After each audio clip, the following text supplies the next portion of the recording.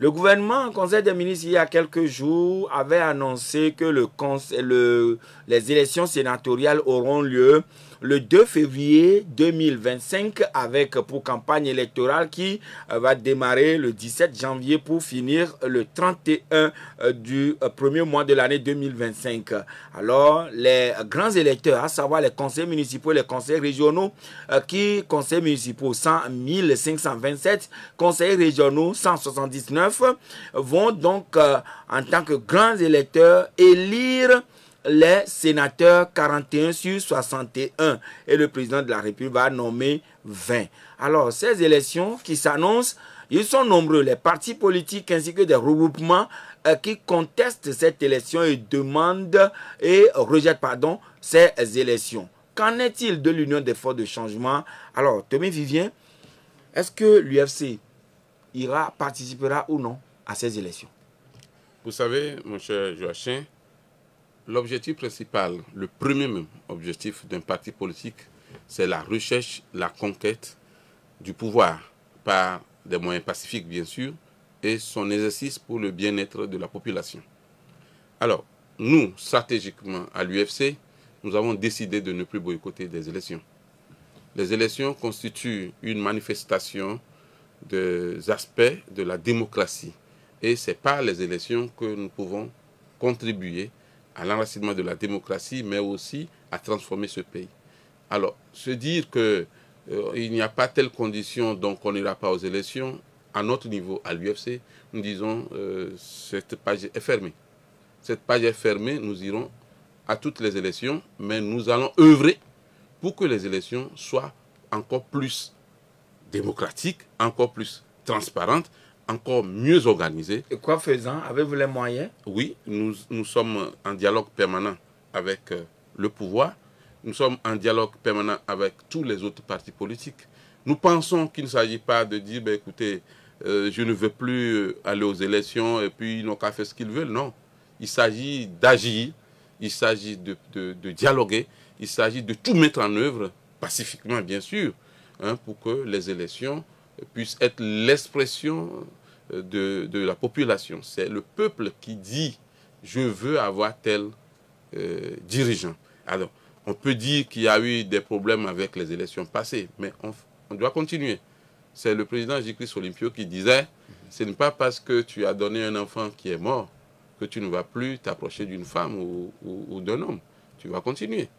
Et si tu as l'habitude de jouer avec... Mais le schéma politique, est-ce que c'est la même chose? Non, non, j'en viens. Et si tu as l'habitude de jouer avec le pied gauche et ça ne donne pas de résultat, et c'est aussi le pied droit, voir. Alors aujourd'hui, pour nous, à l'UFC, je vais être clair, que les auditeurs notent ça, que les citoyens, nos concitoyens notent, il n'est plus question de boycotter pour boycotter. Si l'UFC va annoncer boycotter une élection ou des élections, ça veut dire qu'il y a vraiment des cas spéciaux et on va vous donner les explications clairement.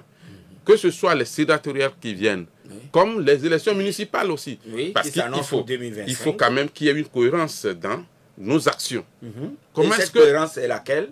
Nous, à l'UFC, nous pensons que ce ne serait pas bien qu'on annonce juste la population, nous n'irons pas au sénatorial, mais qu'après on se repositionne pour les municipales dans quelques mois après.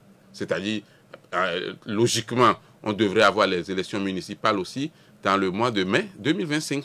Alors, si on boycotte les élections de février, et puis après, on revient pour dire on va quand même aux élections de mai, je pense qu'il y a un petit problème. Donc, nous gardons maintenant notre stratégie qui constitue à agir pour que les élections répondent aux normes, pour que les élections soient vraiment l'expression de la volonté du peuple. Mais à voir quand même les chiffres, nous savons que UNIR est majoritaire au niveau des élections locales. UNIR a également remporté les régionales. Quelle marge de manœuvre pour vous afin de gagner ou de grignoter quelques sénateurs? Vous savez, les élections passées, législatives comme régionales, les résultats n'ont pas été en faveur de l'opposition. Et nous regrettons. Nous regrettons parce que dire qu'à l'Assemblée nationale, sur 113 députés, toute l'opposition réunie, nous avons eu 5. Je crois qu'il y a un problème.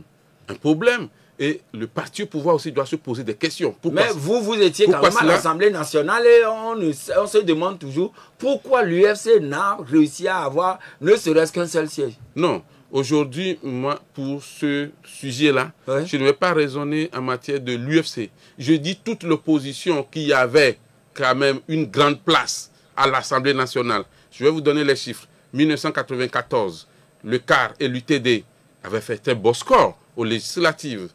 1998, l'UFC avait fait un miracle aux élections présidentielles. Je ne veux pas revenir sur certains termes ici, nous sommes sur une grande radio. Et en 2007, l'UFC avait 27 députés à l'Assemblée nationale. Et 27 députés avec quel électorat?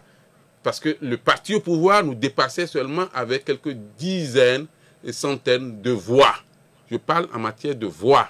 Et donc, on doit se poser des questions. Mais qui avait la majorité et puis qui avait la majorité, bien sûr. Inférieur par rapport. Voilà. Alors, comment est-ce qu'on peut comprendre que cet électorat-là de l'opposition disparaisse d'un seul coup pour qu'on soit réduit jusqu'à 5 députés pour toute l'opposition réunie? Ça, nous devons nous poser des questions.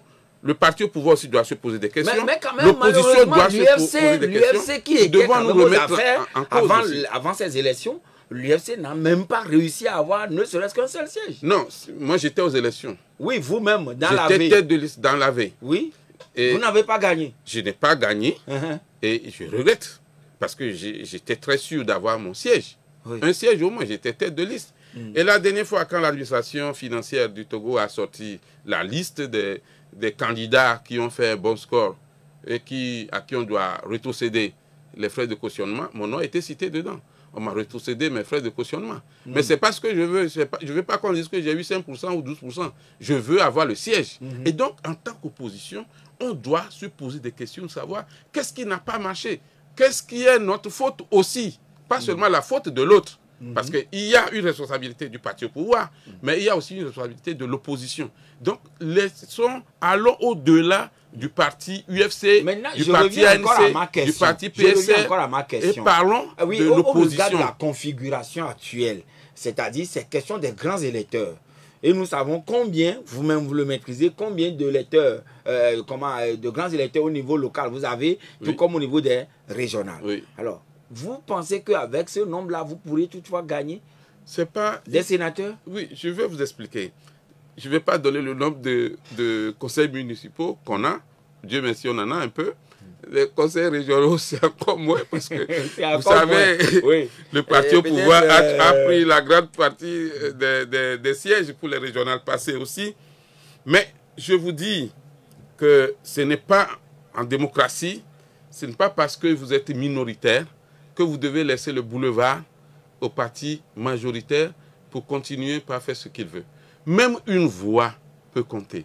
Même 2 voix peuvent compter. Et donc, il ne s'agit pas de boycotter tout. Vous y allez pour simple raison d'y participer, pour accompagner, ou bien vous voudrez aller à ces élections et avec espoir de véritablement gagner des sénateurs pour le Sénat prochain. Joachim, est-ce que l'UFC a le visage d'un accompagnateur? Je ne dis pas ça. Non, nous ne sommes pas là pour accompagner qui que ce soit. Nous ne sommes pas là pour accompagner qui que ce soit des partis de l'opposition comme le parti au pouvoir. Nous ne sommes pas là pour accompagner qui que ce soit. Est-ce que vous prenez langue avec d'autres formations politiques pour resserrer les rangs et participer? J'en viens. Nous allons aux élections pour le bonheur du peuple togolais. Nous ne pouvons pas dire que, comme le parti au pouvoir a l'habitude d'avoir la grande partie des sièges, donc on laisse, il n'a qu'à faire ce qu'il veut. Non. Nous y allons et nous demandons au parti d'opposition, dans la mesure du possible, d'y aller et de voir comment, dialoguer pour améliorer les conditions d'organisation de ces élections, dialoguer pour que, effectivement, les élections soient transparentes à tous les niveaux. Parce que rien n'est dit. On ne va pas forcer les conseillers municipaux ou régionaux, soit-ils de unir ou pas, de voter tel ou tel candidat. C'est à eux de décider. Bon, c'est vrai, il y a les consignes des partis. Et donc, qu'est-ce que nous pouvons faire pour avoir au moins une partie des sénateurs, pour que ce ne soit pas seulement le parti au pouvoir qui se retrouve au Sénat. Parce que le Sénat, ne nous trompons pas, n'est pas prévu seulement par la constitution de 2024. C'est depuis la constitution de 1992. C'est à la conférence nationale souveraine qu'on avait décidé d'installer le Sénat. Oui. Alors, si la première fois qu'on va mettre le Sénat, nous voyons au niveau des partis politiques qu'il y a des problèmes, essayons de discuter. Faisons le dialogue. Disons, nous trouvons que telle disposition, on pourrait faire un dialogue. Vous savez, le dialogue politique, ça permet d'arranger beaucoup de choses. Mais dire ou décréter que nous n'y allons pas, je vous pose la question de savoir... oui, mais à écouter les autres formations politiques, c'est comme si on va accompagner le parti au pouvoir pour installer la 5e République. On va faire ci et ça pour pouvoir... et que les conditions ne sont pas claires. L'UFC n'accompagne personne, mais l'UFC ne va plus boycotter les élections. Nous y allons. Nous allons aux élections sénatoriales. Vous y insistez? Oui, nous y allons. Parce que la cohérence, on ira aux élections sénatoriales et on ira aussi aux municipales. Merci. Nous avons des auditeurs qui veulent également participer à l'émission. Évangéliste Senghor, bonjour. Vous êtes sur le 92 02 403. Bonjour. Je salue votre invité. Oui. Bonjour, monsieur. Bonjour, monsieur. Oui, il vous écoute. Ok. Bon, monsieur l'invité, vous ne voyez pas que votre accord de 2010 là a plus enfoncé le pays Togo dans cette situation aujourd'hui où votre patron est parti rester en France. Deuxièmement, mon cher invité, c'est comme ça ne va pas vous énerver les Togolais et ça ne va pas dans vos propos. Que vous disiez que vous ne pouvez pas boycotter les élections alors que vous-même vous savez que les élections au Togo depuis là ne donnent rien. Mais vous ne voyez pas que vous êtes en train de poursuivre votre intérêt. Merci beaucoup. D'accord, bien noté. Si l'UFC n'est pas en train de poursuivre ses propres intérêts en voulant participer coûte à ces élections, selon l'auditeur. Alors, monsieur... Ah, d'accord. Nous avons un autre intervenant, monsieur Sénat. Bonjour. Bonjour. Oui. En écoutant l'invité, en disant que nous ne plus les élections, ils participeront à ces élections sénatoriales. Donc, c'est ce que j'aimerais comprendre par là. Ils sont d'accord, ils sont pour le 5e République. Si vous pouvez... Allô? Si vous pouvez éloigner un peu le combiné de votre bouche, ça nous permettra de bien vous entendre. Sinon... Je ne sais pas. On aimerait combattre quelque chose. L'UFC est aux affaires dans ce pays, ça fait un bon moment. Pour accepter ce 5e République, c'est-à-dire que ce 5e République, les Togolais ne sont pas d'accord, c'est que j'aimerais combattre le quoi. Est-ce qu'ils sont pour ce 5e République? Parce qu'ils vont accepter participer à ce jeu sénatorial, donc ils sont d'accord sur ce 5e République. C'est ce que j'aimerais comprendre. D'accord, bien noté. Allô? L'autre auditeur qui est en ligne avec nous, c'est Martial. Bonjour Martial. Allô? Oui, bonjour. Bonjour. Oui. Salut l'invité. Oui, allez-y à la question. Oui, oui, allô, je salue l'invité. Bonjour. Oui, en fait, avec tout ce que dit le monsieur ce matin, lui-même, il est journaliste de formation. Est-ce qu'un parti politique qui participe à la gouvernance d'un pays est encore un parti politique de l'opposition? Ou bien, l'UFC aujourd'hui, nous savons tous ce que aujourd'hui est une aire marchande du parti au pouvoir. Alors, qu'est-ce que l'UFC nous propose concrètement? Est-ce que le Togo a besoin d'un Sénat actuellement? Merci. D'accord. Voilà. Et d'abord, Senghor disait, est-ce que ce n'est pas pour vos propres intérêts que vous allez à ces élections? Le parti n'est même pas créé pour l'intérêt de ceux qui sont militants. Un parti politique est créé pour l'intérêt supérieur de la nation. C'est pour lutter pour le mieux-être, pour le bien-être, pour le bonheur des citoyens togolais que le parti a été créé. Donc nous ne faisons rien pour les intérêts, pour nos propres intérêts. S'il fallait faire les choses pour nos propres intérêts, on les ferait autrement. Voilà, vous les ferez autrement. Mais pour M. Sénat, vous êtes aux affaires, vous étiez pour la 5e République. Vous ne pouvez plus du tout renoncer ou renier ce que vous avez déjà approuvé hier.